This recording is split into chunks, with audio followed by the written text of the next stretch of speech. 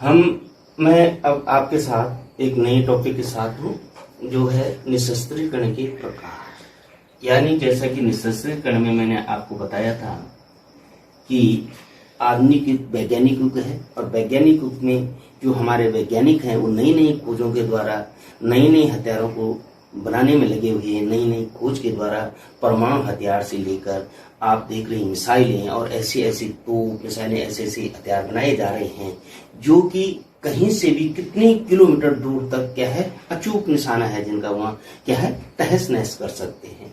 तो इन सारी चीजों को देखते हुए जो तनाव विश्व में द्वितीय विश्व युद्ध के बाद उभर कर सामने आए हैं, उन तनावों को कम करने के लिए जो निःशस्त्रीकरण की एक नीति थी, विश्व राष्ट्रों ने ये सोचा था कि निःशस्त्रीकरण किया जाए, तो उसको लेकर क्या है ये निःशस्त्रीकरण की बात सामने आई। तो निःशस्त्रीकरण के प्रकार क्या क्या है, किस प्रकार से निःशस्त्रीकरण हो, कौन कौन सी चीजों में निःशस्त्रीकरण किया जाए, इसको लेकर यहाँ पे मैं आज आपको बताऊंगा।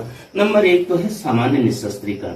सामान्य निःशस्त्रीकरण के मामले में विश्व के प्रत्येक राष्ट्र उसमें सम्मिलित होता है, और प्रत्येक राष्ट्र सम्मिलित होकर उसमें क्या है इस पर चर्चा करता है, और इस पर चर्चा करने के बाद क्या है शस्त्रों को खत्म करने की बातें उसमें उठती हैं, बातें होती हैं, और इसको लेकर ये चिंता व्यक्त की जाती है कि जो तनाव है उनको कम करने के लिए निःशस्त्रीकरण एक उपाय के रूप में है। इसलिए पूरे विश्व में शस्त्रों को कम किया जाए, इसलिए क्या है सामान्य निःशस्त्रीकरण की बात आई। दूसरा है परंपरागत निःशस्त्रीकरण। परंपरागत निःशस्त्रीकरण में क्या है, परंपरागत हम जब युद्ध लड़ते हैं तो उसमें किस चीजों का प्रयोग करते हैं, सेनाओं का प्रयोग होता है। सेनाओं के साथ जो परंपरागत हथियार होते हैं उनका प्रयोग किया जाता है। इसलिए जिसमें ये माना जाता है कि जो सेनाएं हैं उनमें कटौती करना, जो परंपरागत रूप से हथियार हैं उनमें भी कटौती करना, और उनके द्वारा जब हम कटौती करेंगे तो वो भी एक किस्म का निःशस्त्रीकरण है, क्योंकि कम से कम हथियार रहेंगे तो कम से कम तनाव होगा, कम से कम तनाव होगा तो कम से कम नुकसान होगा। इसलिए क्या है परंपरागत, क्योंकि युद्ध अधिकतर क्या है युद्ध सेनाएं लड़ती हैं, और सेनाएं किससे लड़ती हथियारों से लड़ती हैं। और हथियार क्या है कि जो पूर्व तरीके से आ रही थी परंपरागत हथियार थे, बंदूक राइफल वगैरह वगैरह, इनसे ये हथियार युद्ध लड़े जाते थे। तो इन सारे जो चल रहे हैं इनमें ही कटौती करना, इसको परंपरागत निःशस्त्रीकरण के अंतर्गत रखा गया है। अगला है आणविक निःशस्त्रीकरण। आपने देखा होगा वर्तमान समय क्या आणविक वैज्ञानिक युग है, और वैज्ञानिक युग में आणविक हथियारों की खोज हो रही है, और प्रत्येक राष्ट्र छोटा से छोटा राष्ट्र अपने को आणविक शक्ति संपन्न बनाने में लगा हुआ है। और जब अणु शक्ति संपन्न राष्ट्र बनेंगे तो उनमें अगर युद्ध होगा तो आणविक युद्ध होने की संभावना बनी रहती है, और अगर आणविक युद्ध हुआ परमाणु युद्ध हुआ तो मतलब उससे जो नुकसान होगा वो असीमित नुकसान होगा, उसके जो परिणाम होंगे वो बहुत ही ज्यादा दुष्परिणाम होंगे। जबकि क्या है परंपरागत युद्धों में उतना ज्यादा नुकसान नहीं होता था, और नुकसान वहीं तक होता था जहां आमने सामने सेनाओं का होता था। इसका जो असर है, इसकी जो विषैली गैसें हैं वो क्या है पर्यावरण को प्रदूषित करने के साथ साथ जो है पूरे विश्व में एक प्रकार का ऐसा वो कर देंगे जिससे कि क्या क्या है अगर ऐसे युद्ध हो तो जैसे नागासाकी और यूरोप में वहां आज भी उस जो बमों का जो असर है वो देखने को मिलता है। वहां बच्चे अपाहिज और क्या है विकलांग तरीके से पैदा होते हैं, वो क्या है हो सकता है। इसलिए आणविक जो अस्त्र शस्त्र हैं इनको खत्म करना, इनको नियंत्रित करना, इनमें क्या है इनका समापन करना, ये इसके अंतर्गत आता है। चौथा है मात्रात्मक निःशस्त्रीकरण। मात्रात्मक निःशस्त्रीकरण कहीं न कहीं क्या है सेनाओं से मिला जुला वो है कि क्या है सेनाओं को कंट्रोल करना, सेनाओं को कम करना, सेनाओं से संबंधित हथियारों को कम करना, और हथियारों को कम करके क्या है एक निःशस्त्रीकरण यानी मात्रा मतलब मात्रा में उनको कम करना, जिससे कि क्या हो कि क्या है उसके बजाय कि हम दूसरी चीजों पे उसका ध्यान और उसका बजट लगाएं, इसलिए क्या है मात्रात्मक निःशस्त्रीकरण की बात होती है। अगला है गुणात्मक निःशस्त्रीकरण। गुणात्मक निःशस्त्रीकरण का मतलब है कि संयुक्त राष्ट्र संघ ने भी क्या है बार बार ये कहा है कि किस तरह जो ये गुणात्मक तरीके से हम अस्त्र शस्त्रों को बढ़ा रहे हैं इनको कम किया जाए, इनमें क्या है कमी लाई जाए, इस पे बहस हुई है। और पूरे विश्व को ये संदेश देने का विशेषकर जो महाशक्ति हैं कि वो क्या है हथियारों को कम से कम करें और इस तरह को विनाशक हथियारों का निर्माण न करें, जिससे कि क्या है विश्व को क्या है इससे बहुत ज्यादा प्रभाव पड़ेगा। इसलिए क्या है गुणात्मक निःशस्त्रीकरण की बात की गई। अगला है पूर्ण निःशस्त्रीकरण। पूर्ण निःशस्त्रीकरण में सभी आते हैं, चाहे वो परंपरागत हो या आणविक हो। इन सभी को कम करने की बात की गई है। यानी पूर्ण निःशस्त्रीकरण का मतलब उसमें कोई भेद नहीं किया गया कि ये आणविक है, ये परमाणुविक है, ये परंपरागत है, ये बंदूक है।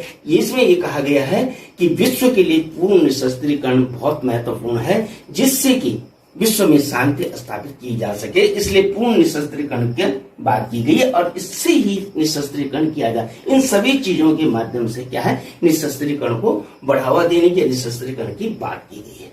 अब क्या है, निःशस्त्रीकरण और शस्त्र नियंत्रण। यद्यपि क्या है, शस्त्र नियंत्रण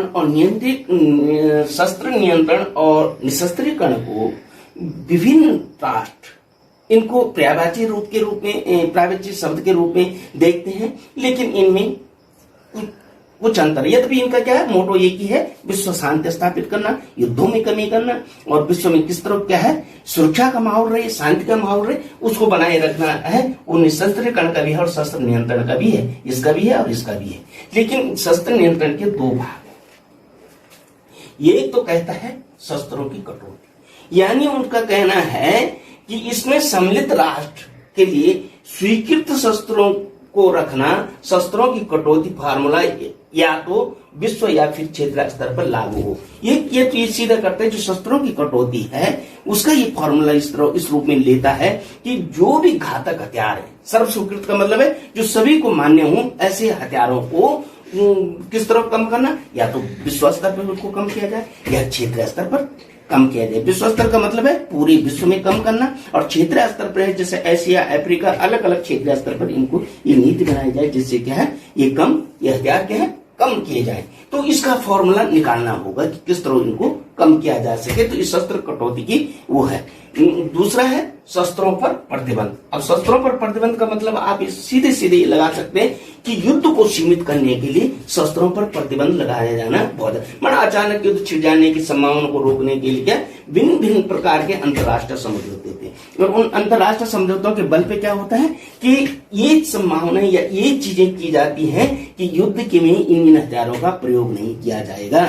जैसा कि क्या है, नीति के अनुसार भारत ने एक स्पष्ट किया है, जब परमाणु शक्ति संपन्न राष्ट्र बना तो उसने कहा हम पहले परमाणु हथियारों का इस्तेमाल नहीं करेंगे, पहले न करने की नीति। यानी अगर कोई हम पे इस हमला करता है तो हम प्रतिक्रिया स्वरूप उस पे परमाणु हथियारों का हमला कर सकते हैं, वरना हम क्या है, शांति के लिए हमारा ये कार्यक्रम है, हम किसी पे पहले परमाणु हमला नहीं करेंगे। एक जिम्मेदार राष्ट्र की तरह उसने बात की। तो क्या है, एक तो शस्त्रों की कटौती होगी, दूसरा क्या होगा, शस्त्रों पर प्रतिबंध होगा। शस्त्रों पर प्रतिबंध का मतलब ये निःशस्त्रीकरण और शस्त्रीकरण में यही अंतर है। निःशस्त्रीकरण तो ये कहता है कि शस्त्रों को बिल्कुल कम करना, खत्म करना, और शस्त्र कटौती का एक फॉर्मूला था कि जो क्या है, आगे के लिए इन पे प्रतिबंध लगाना, रोक लगाना।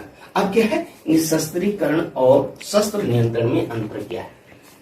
यद्यपि दोनों मिलते जुलते शब्द हैं, लेकिन निःशस्त्रीकरण का मतलब तो सीधे सीधे है पूरी तरह शस्त्रों को खत्म किया जाना, और शस्त्र नियंत्रण पे है कि शस्त्रों पर नियंत्रण लगाना, यानी शस्त्र नहीं बनाए जाएंगे। इसमें दूसरा क्या है कि जिन राष्ट्रों ने निःशस्त्रीकरण तो ये कहता है कि सभी राष्ट्रों को हथियारों से मुक्त किया जाए, शस्त्रों से शस्त्र खत्म किए जाए। लेकिन शस्त्र नियंत्रण में क्या है, जिन्होंने जितना बना दिया अब आगे के लिए प्रतिबंध लगाया जाए, जिससे कि आगे हथियार न बनाए जाए। लेकिन इससे क्या फर्क पड़ता है कि कुछ देश तो क्या है, शस्त्रों से लैस हो गए, और कुछ देशों के पास अभी अपनी सुरक्षा को लेकर हथियार नहीं है, तो उन पे भी नियंत्रण लग सकता है। कुल मिला के क्या है, निःशस्त्रीकरण और शस्त्रीकरण में एक ही अंतर है कि शस्त्रीकरण पूरी की बात कर रहा है और निःशस्त्रीकरण आने वाले समय में प्रतिबंध लगाने की बात कर रहा है कि जितना हो चुका है उसके बाद उन पे प्रतिबंध लगे।